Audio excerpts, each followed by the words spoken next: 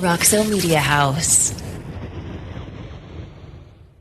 A Signal 51 is police code for an investigation, a law enforcement proceeding that is a systemic and thorough attempt to learn the facts about a possible crime that is complex and whose facts and circumstances are generally hidden, at least initially, behind obstacles that can be coincidental and or man-made.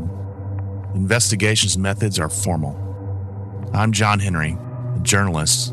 My partner is Jake White, a retired Fort Worth police sergeant. And together we examine the difficult cases of law enforcement, both in Fort Worth and around the region. This is Signal 51. The show is designed specifically for a more mature audience. Some of the content is graphic and is not intended for younger audiences.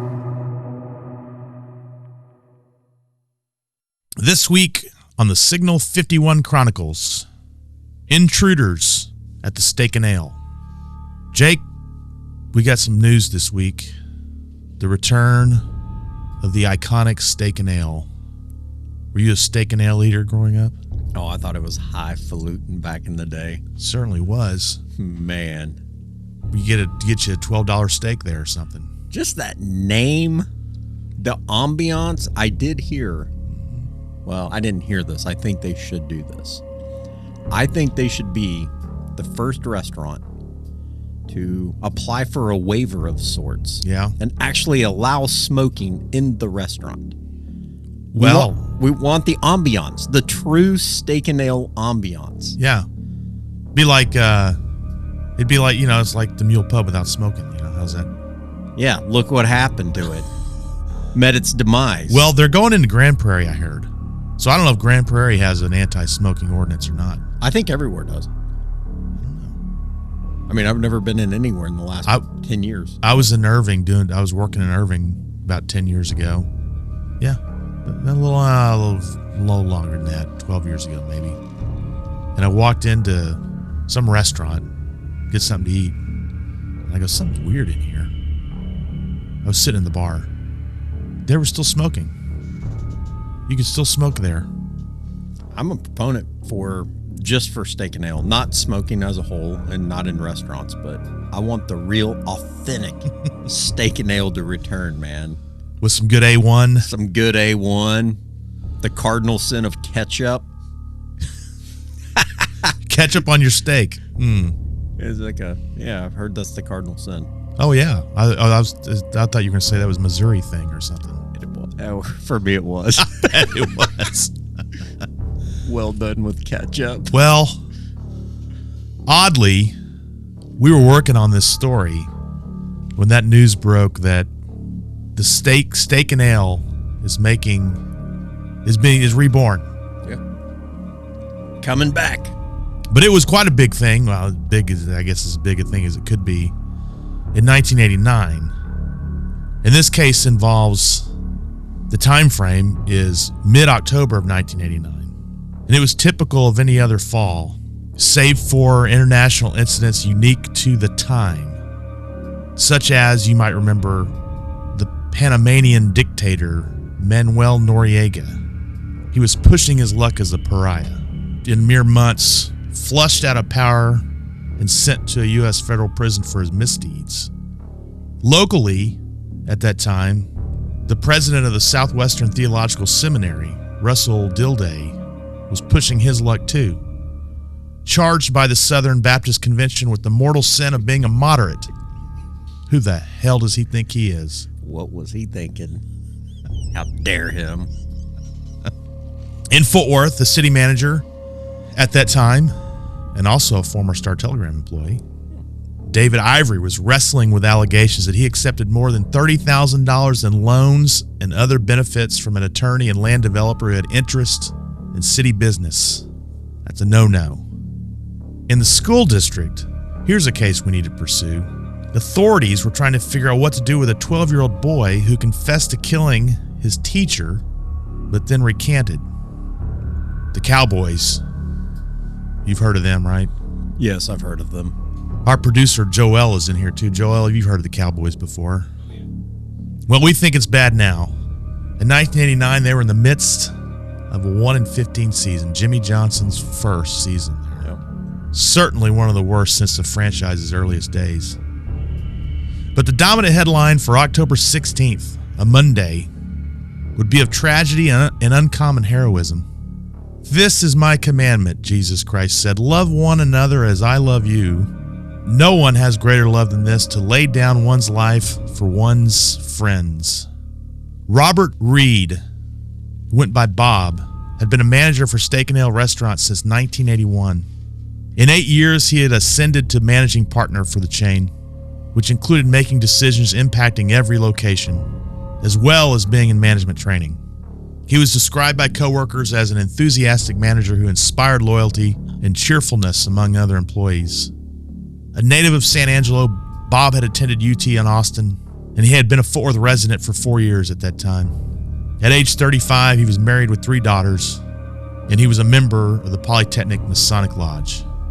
By any definition, Bob Reed was a hero, whose final act in a life cut short by senseless savagery was an all too rare example of bravery in the face of danger and the nobility of the human spirit. Bob's act of supreme unselfishness accomplished more for his fellow man than most people do in their entire lives. Bob was working a Saturday night, October 15th, at the Steak and Ale on Camp Bowie. Today is the location of the very popular Fred's, Texas. Itself a Fort Worth institution made through the cultural icons of burgers and beers. I'm a believer in burgers and beers. It's a good combo. I think the mantra there is hand cramping beer. Do I have that right? Or is that somewhere else? You may be right on that. It's cold, though, I'll tell you that much. And the burgers are good. But in October 1989, on the 15th, presumably it was like any other Saturday night at the restaurant. Wait staff, no doubt tired from being on their feet for the hours-long evening dinner shift, shoving steak and potatoes in front of customers, finishing up with their last tables. One table, however, had no plans to leave peacefully. The incident that ended in tragedy began at about 11:30 p.m. when 2 men and a woman finished their meals. The men stood and pointed semi-automatic pistols at 32 employees and patrons and herded them into the rear of the restaurant. They demanded money.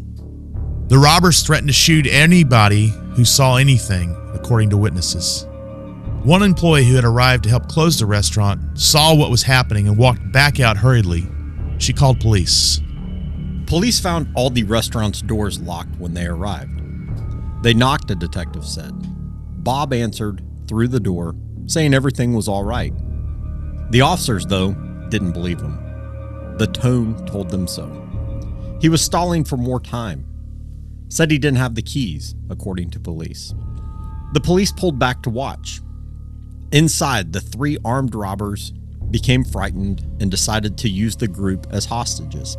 Bob told the 3, quote, "Take me, I'll go with you, but leave my people alone." As police watched, 3 robbers and Bob came out of the rear door.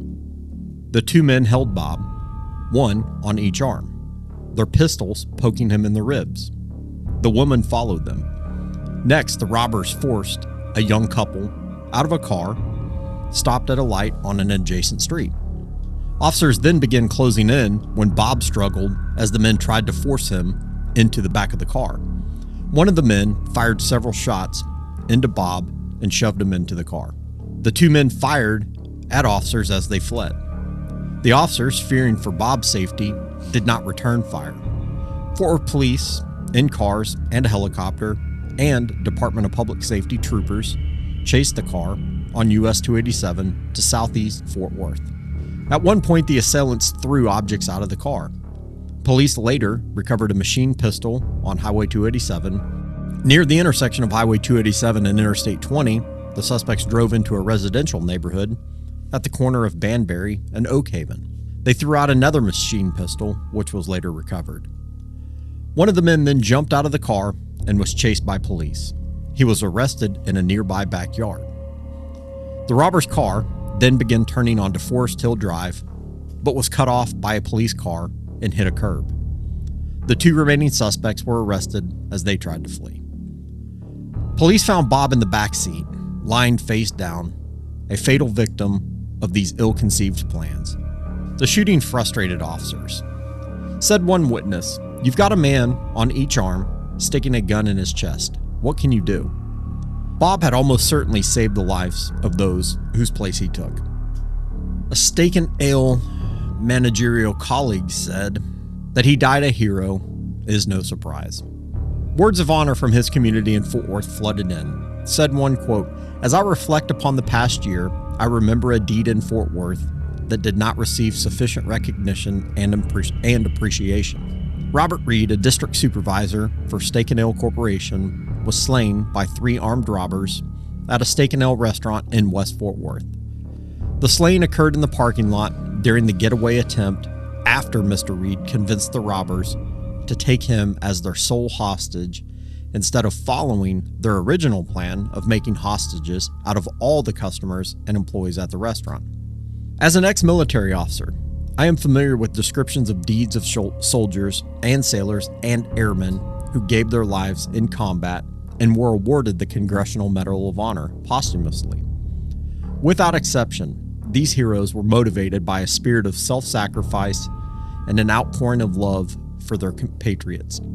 Likewise, Mr. Reed committed the ultimate act of self-sacrifice and supreme expression of love for his fellow man. His actions were no less courageous, no less inspirational, and no less valiant than the deeds of Medal of Honor winners. Mr. Reed is a hero in every sense of the word," said another person. In police custody were Stephen Staley, 27, Tracy Duke, 23, of Denver, and Brenda Rayburn, 22, of California. All were being held in the Tarrant County Jail in lieu of $500,000 bail, each on charges of capital murder. Police were also investigating the group in connection with robberies in Colorado, Oklahoma, and elsewhere in Texas. Staley was an escapee from a Denver, Colorado halfway house. Duke was a probation violator from California. Authorities from California, in fact, had issued a warrant for his arrest for violating his parole on auto theft charges. Staley and Duke had lengthy police records in Colorado and California. Rayburn, on the other hand, did not have a police record. Staley gave police a written statement implicating himself in the shooting. In fact, Staley and Duke confessed to several robberies in Colorado, Kansas, and Oklahoma. Witnesses also identified Staley in a lineup as the man who robbed a Fort Worth pizza restaurant only days earlier.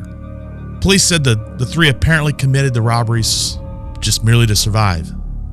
In all, the suspects have been linked to 10 heists in the 4 states over a month's time. But that wasn't all. Investigators with the Sheriff's Department in Arapahoe County, Colorado, had also uncovered the badly decomposed body of a man in a creek bed in a remote area in that county. They found it based on information provided by Rayburn. In court testimony, the sheriff's officials said they were given the general location of where the body was buried, tracked the odor to the gravesite, and saw a hand sticking up from the grave. A grave that had been ravaged by animals. Jim Davis shared a room with Staley at the Colorado halfway house, where both men were serving the final months of their prison sentences. 12 years for aggravated robbery and aggravated automobile theft for Staley, and a 4-year sentence on a fraud charge for Davis. Staley had told police that I was, quote, having problems at the halfway house and I wanted to escape. He continued, "Things blew up at the halfway house. I told Jim Davis I wanted to leave, and Jim Davis told me not to be stupid." Davis was the one who introduced Duke and Rayburn to Staley. Staley said in his statement that he and Duke had talked of committing robberies. Staley said Duke had threatened to kill Davis over some unpaid debt. Staley said he wanted Duke to help him rob a Mexican food restaurant in the Denver area. Said Staley in a statement, he said he would help do the restaurant if I'd help him do Jim. Staley said he arranged to meet Davis in an isolated area outside of Littleton.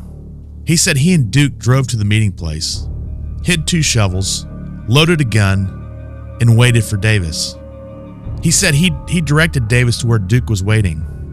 When they reached it, Staley moved away, heard Duke say something to Davis, and then heard gunshots. Staley and Duke buried Davis in a shallow grave, covering him with dirt and branches. Duke later gave Staley the gun to use in the restaurant robbery. The halfway house reported Davis as an escapee on September 21st, less than a month from the fatal encounter at the Steak and Ale on the west side.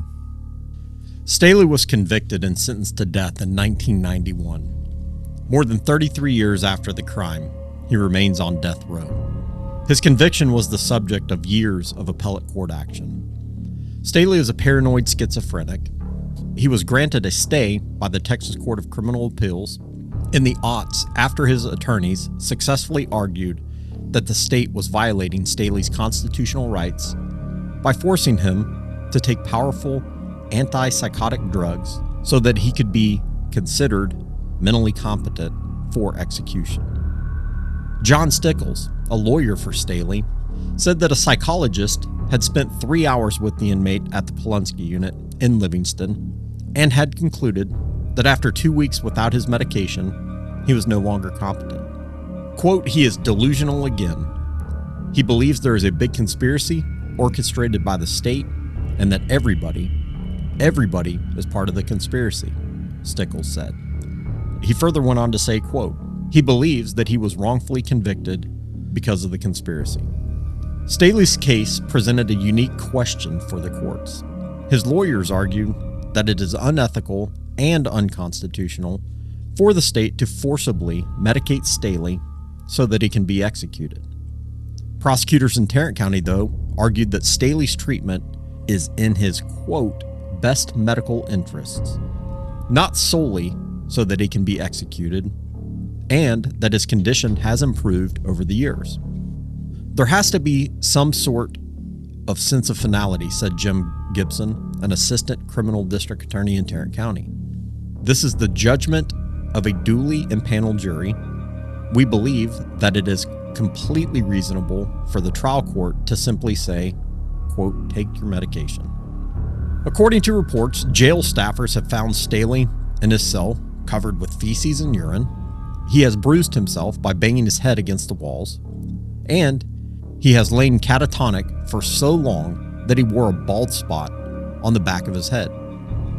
In February 2006, Staley's execution was stayed after the court found him mentally incompetent. In 2006, he told a psychologist that the jury found him guilty because the judge was trying to steal his one-of-a-kind faded red 1958 pickup, which he said had a $1.5 million street value, and because Oprah Winfrey paid off the jury. Oprah could afford it, but Yeah, probably not, huh? I'm thinking probably not. The psychologist wrote in an affidavit that it was uncertain whether Staley's competency could be restored, and that he was, quote, "profoundly psychotic and delusional," in spite of his medication. After that stay, Tarrant County State District Judge Wayne Salvant ordered Staley to be forcibly medicated. When Staley's lawyers urged the judge to consider the input of doctors as to what kind of medication, if any, would be the best treatment, Salvant rejected the notion. Quote, "No, I'm overruling that," Salvant said during a hearing on the matter. He further said, "I'm not going to let the doctors tell me whether or not they want to do this." Salvant wrote in his order that forcibly medicating Staley was in the inmate's best interest to prevent his frightening delusions and reduce the threat he posed to himself. And he wrote, quote, "This court finds that the state has an essential interest in ensuring that the sentence of this court is carried out." In a 2010 interview with the psychologist, it continues, Staley told him that he had made 180 zillion from the development of a computer program before he was sent to death row, and that the medication he was forced to take was actually a concoction of peacock feathers and alcohol. It's an interesting That would be combo interesting. there. Yeah. Still, psychologists concluded that Staley was competent to be executed because he recognized that he was still being put to death for his role in a murder. And he said, comparatively, Staley's condition seemed to improve. Despite the perceived improvements, in 2011, Staley's dosage of the medication was doubled after an incident in which he soiled his cell and refused to cooperate with guards at the Tarrant County Jail. And in May, jail staff found him pacing in his cell, muttering incomprehensibly and making gagging sounds. 2 weeks before one of his scheduled lethal injections in the early 2010s, another psychologist evaluated Staley and signed an affidavit concluding that he was competent, but that he could not decompensate easily and quickly returned to a psychotic state. And she wrote, quote, "There is a reasonable degree of psychological certainty that without forced medication, he would not be competent." When she evaluated Staley again, she found that he was no longer competent. That raises the primary question that Staley's lawyers want answered: whether the Constitution allows the state to force someone to take medications so that he or she can be executed. The American Psychiatric Association and the American Medical Association both consider it ethically unacceptable for doctors to provide treatments to patients when the purpose is for execution. And state Supreme Courts in Louisiana and South Carolina have ruled that forcibly medicating patients so they can be executed violates those states' constitutions.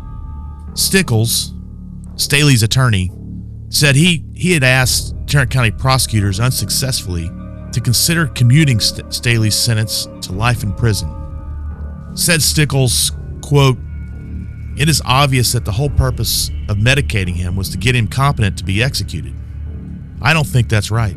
I don't think that's constitutional." But Gibson, the Tarrant County prosecutor, said that execution isn't the only reason to keep Staley medicated. It protects him from his own frightening delusions and psychosis. The fact that he has regained competency under the medication is a benefit, Gibson said at the time. The state's highest criminal court has ruled that a trial court cannot force a death row inmate to take his medication so that he'll be healthy enough to be executed. Explaining how Stephen Staley wound up in this time and place is above all our pay grades. But his miserable life can probably be explained by both genetic and environmental factors. During the sentencing phase, his mother testified that she once tried to kill her son by driving a wooden stake through the boy's body. Said Shirley Staley, the mother, quote, "I went to the garage and got a large hammer and a stake of wood and tried to kill Steve with it." She said she placed the stake against her son, who was then 6 or 7 years old, and tapped it with the hammer before she suddenly quit. "I realized what I was doing and went and sat down on the couch," she said. Staley's sister recalled the same incident, saying she heard him crying and went to his bedroom to see why. When she opened the door, she saw, quote, "my brother lying on the bed with his shirt open with a lot of nicks all over his chest. I saw my mother with a hammer and stake trying to kill him." The sister described another time when the mother approached the children with an upraised butcher knife. "I thought she was doing the dishes," the sister said, "but she came into the living room and had a butcher knife in her hand. She said, 'I'm sorry, kids, but I have to kill you.'" In 2013, the Texas Court of Criminal Appeals ruled that trial courts lack the authority to order involuntary medication to restore competency for execution. The Supreme Court has ruled that condemned inmates must understand what death means and why the state wants to kill them before the execution can be carried out. The court did not address, however, whether forcibly medicating someone so he can be executed violates the U.S. Constitution. But the case, of course, highlights a long-standing debate about the appropriateness of restoring someone's mental health merely to kill him. It's time for us to recognize that it's not civilized to forcibly medicate someone just merely to execute him, said Stickles. That doesn't make any sense. Without the drugs, Staley would be mentally incompetent and would thus linger on death row with no prospect of execution. A criminal defendant should not be able to avoid sentence because he refuses to take his medication, said Chuck Mallon, chief of the appellate division for Tarrant County. The court should have the authority to enforce its own judgment. The Tarrant County appellate chief went on to say that he was also disappointed the Court of Criminal Appeals didn't address the constitutional question, which of course has been bouncing around state courts across the country for years. As for Tracy Duke, he's rotting in a Texas prison, serving consecutive life terms for his role. Rayburn was sentenced to 30 years, though she is no longer incarcerated. Duke was denied parole in 2018 based on his criminal history and nature of the offense. The record indicates that the offender has repeatedly committed criminal episodes that indicate a predisposition to commit criminal acts upon his release, reads the legislative verbiage. Also, the record indicates the instant offense has elements of brutality, violence, assaultive behavior, or conscious selection of victims' vulnerability, indicating a conscious disregard for the lives, safety, and property of others, such that the offender poses a continuing threat to society. Duke is up for another review in 2027. There's a lot to unpack with this one. Yep. We can starting with, I got a question for you as a retired police officer. Yeah. Who served your city honorably for more than 22 years. Yeah. So when the police arrive at the Steak and Ale, door's locked. Mm-hmm. They knock on the door. Bob Reed tells them that everything's fine, but they can tell that everything's not fine. So they hang out back there. Mm-hmm. What is, and then they see him coming out the back door, being held obviously against his will. Yeah. What's the training on something like that? Is there training on how to handle something like that? Remember that old saying, you got to earn your paycheck sometimes? Yep. Yeah. Things were a little bit different back then. Tactics were different back then. Them not going inside. It's not something that probably would happen. Not even today, unless they started hearing shots being fired.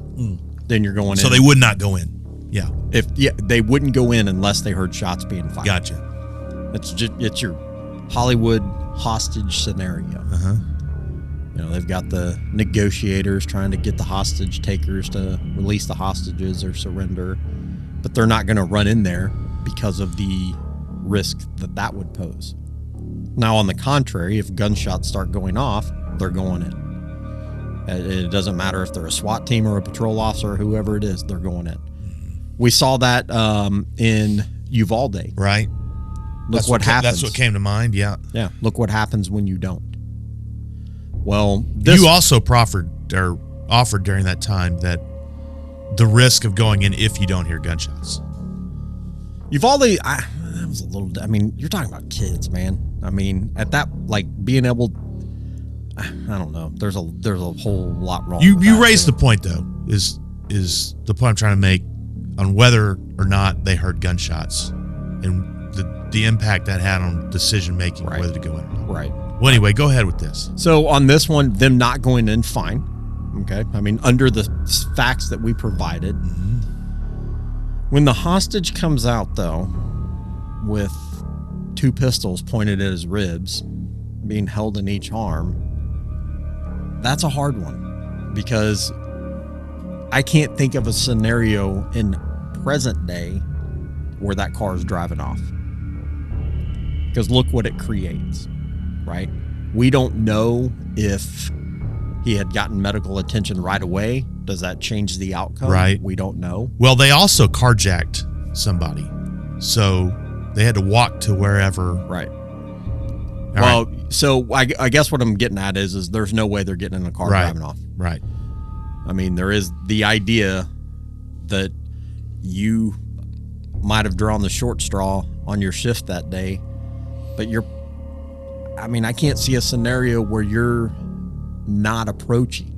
Mm-hmm. I mean, when they're trying to leave, you've got to stop it. You can't let him leave. I mean, guns to his ribs or not, at the end of the day, if you're the cop or the cop's walking up, they're more than likely going to raise their gun and start shooting at you. Mm-hmm. Which they did. They fired at him anyway, yeah. But sometimes that's what you're paid to do, and it sucks, but it's what it is. That's the job.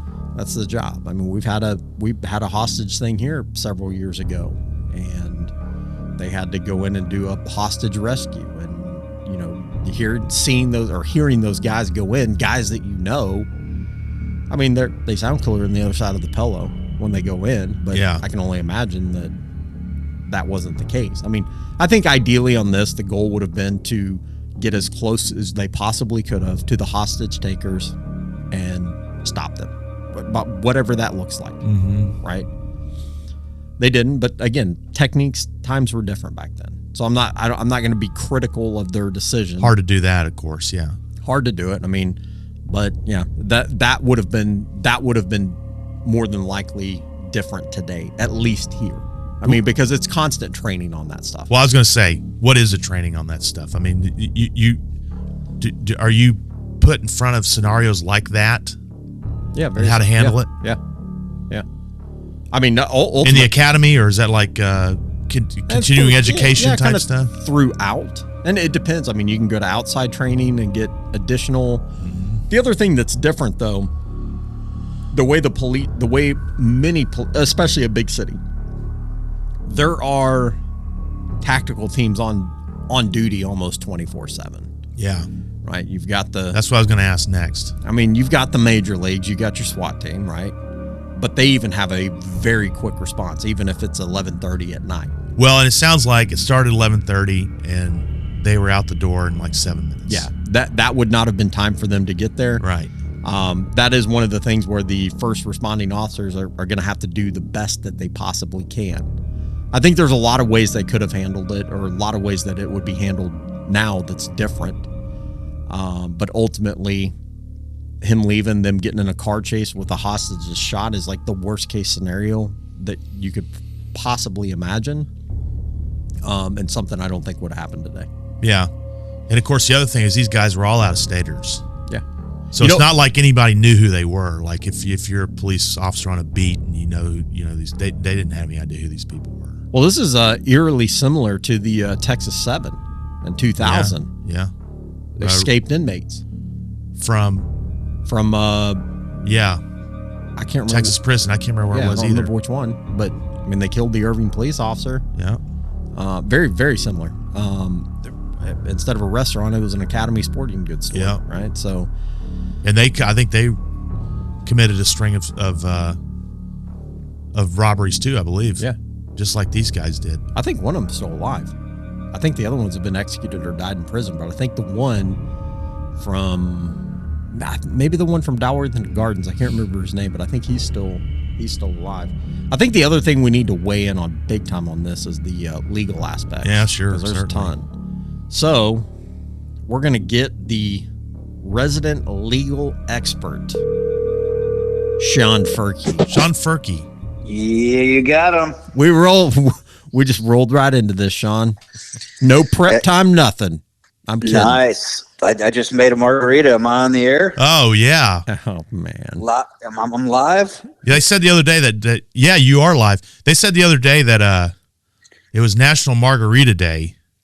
Yes. My wife sent me a not very subtle hint that it was National Margarita Day and that I needed to go get margarita mix and limes. Mm-hmm. Now, I thought National Margarita Day was every day. That's what I thought. I think that's taco days every day. Taco Day.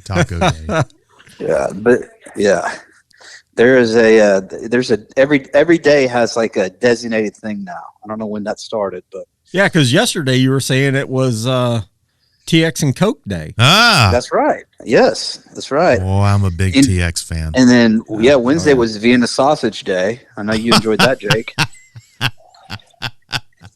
I see what you did there. Got me. I've got nothing. That was a good one. I'll give you that. Steak and Ale, 1989, Camp Bowie. Iconic. But I got to start. Did you ever dine at Steak and Ale when you were a kid? Oh, absolutely. Are you kidding? We used to live in Woodhaven over at East Fort Worth. There was a Steak and Ale right there on 30. Yeah. Yeah. Didn't they have like and I might be thinking of another place, but because I can remember the decor like very well, but didn't they have like kind of metal plates?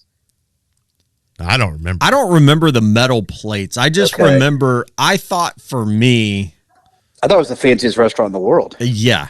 I'm 5-star dining. It's all in the name too. Yeah. Steak and Ale. And I didn't even know what ale was, but Oh. Yeah, I mean, fine dining at Steak and Ale. And what's funny is like when they open it up, and I'm dead serious. We're all going. We should go. No, we'll go. Yeah, we're and in. I'm going to give it one shot. If Yep. it's not original ambiance, that's the last time I'll ever go. Yeah. You're talking about like decor and everything, or just The whole shebang, man. Oh, you know they're not going to do that. Well, then I'll go one time and that's it. And we're going to have to go to Grand Prairie to do it. Yeah. That's all right. I don't know. Who knows? It could be a big resurgence. They could be popping up everywhere here of late. I knew awesome. all the other. I want a resurgence of ponchos. Oh, no, raise the flag. Raise the flag. Raise the Nobody. flag. Buy some Yes. cottontail wipes. I mean, just make a day of it. Nobody wants a resurgence of ponchos. Sir, you're looking at somebody right across from you. Yeah, Two of us. Add me to that list. Yeah. Where was the Steak and Ale on Camp Bowie? It was where Fred's is at now. Oh, that's right. Yeah. I never went to that one as a kid. Never went to that one. That was the one I did go to. I'm not a seasoned veteran by any stretch. I'd probably hit it once or twice Yeah. Oh, in all my days.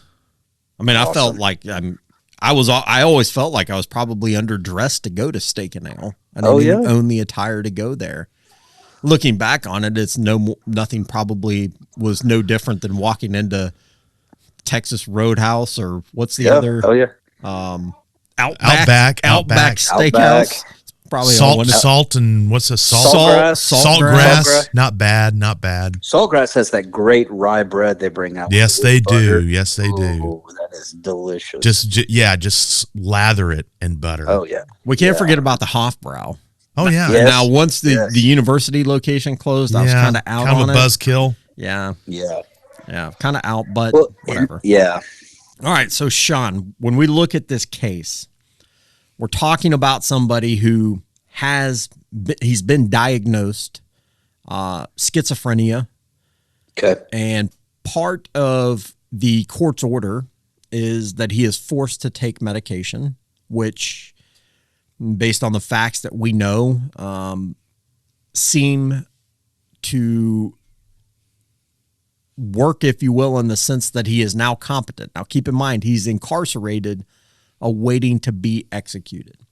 So when we look at a case at this magnitude, this was a big deal in 1989 in Fort Worth. That's a brutal offense, a brutal crime. We've got 3 people in custody, 3 people charged, ultimately 3 people convicted. But when we look at these death penalty cases, walk us through what, from the attorney's standpoint, who's prosecuting and who's defending these high profile death penalty cases? What kind of attorney? Sure.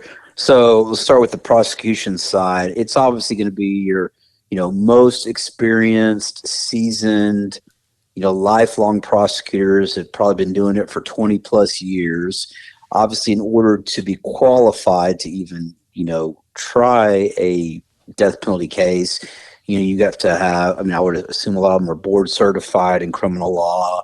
They've tried X number of murder cases. So it's going to be, the best of the best, the most experienced prosecutors. From the defense attorney side, as you can appreciate, a lot, most, if not all of these people that are charged with capital murder and facing the death penalty, these are people who can't afford their own attorney. It's not like they're hiring a Jeff Kearney or a Reagan Wynn. They are, on the appointment wheel, and they are appointed a, criminal defense attorney. When I was a prosecutor in Austin, there were a number of defense attorneys that were on that capital, murder appointment wheel, the death penalty wheel. And again, those were, your most experienced. They had to have had a certain number of murder cases that they had defended. It was a whole list of qualifications and experience that one must have, because, obviously, whether you're the prosecutor or the criminal defense lawyer, when you're talking about potentially, the state taking someone's life, you want to make sure that you've got, the best of the best dealing with that on both sides. Typically, what is a public defender paid? It's there's different counties do it differently. And when I say that, like when I was in law school at SMU, my third year of law school, one of the classes I took was this SMU criminal justice clinic. And we basically represented indigent people, clients that couldn't afford an attorney, and we weren't yet licensed, but we had our third year bar card, and we could practice, with the, obviously the supervision of a licensed attorney. Dallas had a public defender's office. When I was in Austin, there were lawyers that were on the appointment wheel, and that's what they would call it, because it was basically like, kind of would take turns, and these are hundreds and hundreds of attorneys on this wheel. But regardless of the misdemeanor or the felony, whatever the defendant was charged with, they would basically go down the list, and you get paid by the county. But a lot of those people on the wheel, especially the capital punishment wheel, I mean, these were guys that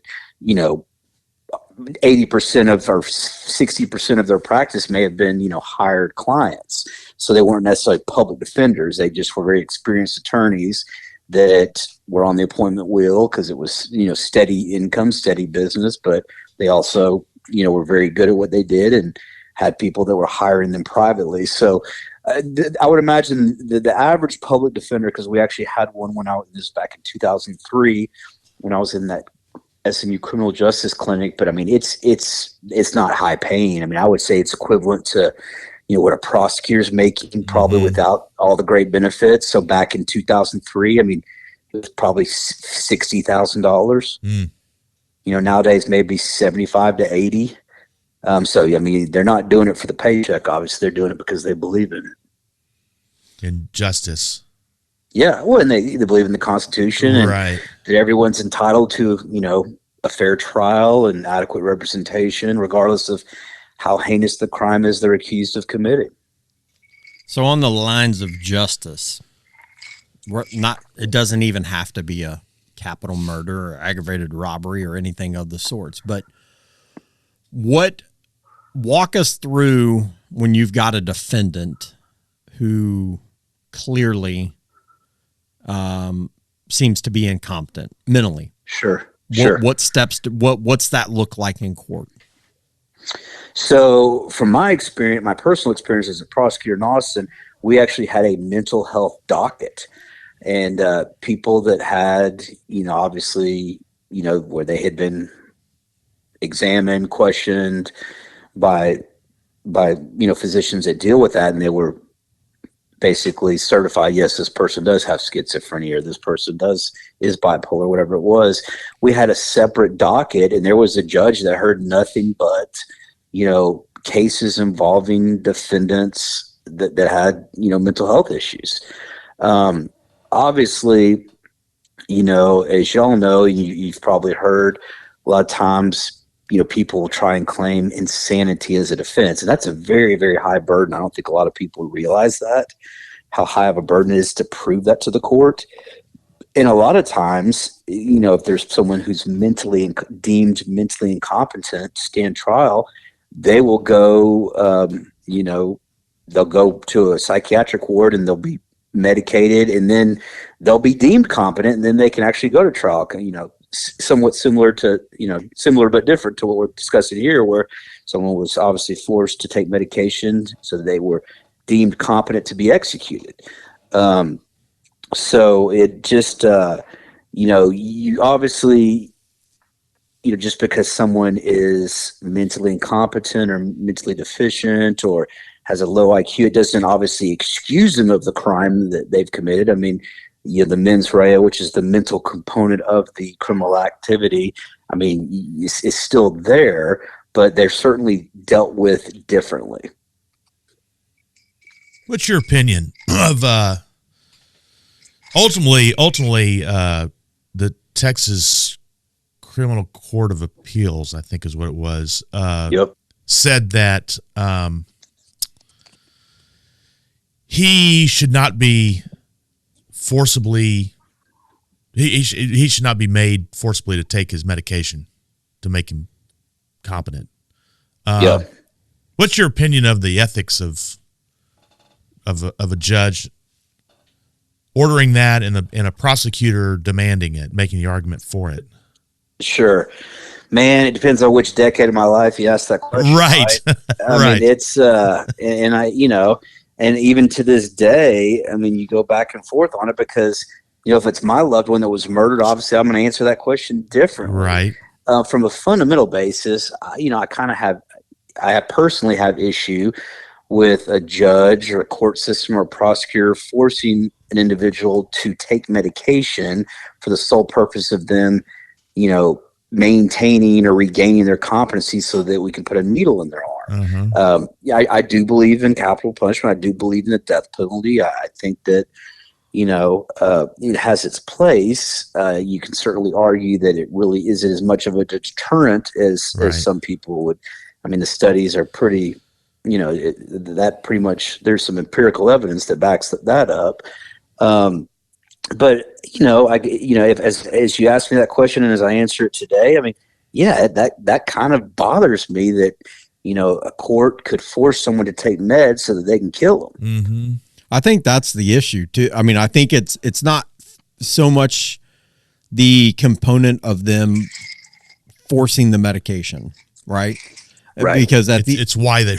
It's the why, which is it's the intent. Yeah. I mean, he's got a well documented history while he's incarcerated, just making a mess of his cell, if you will, and lying in that catatonic state, and he's got some what could be described as disturbing behaviors while he's incarcerated. Right. But again, it goes back to taking the medication, forcing the medication. Okay. But I don't know. That's a tough one.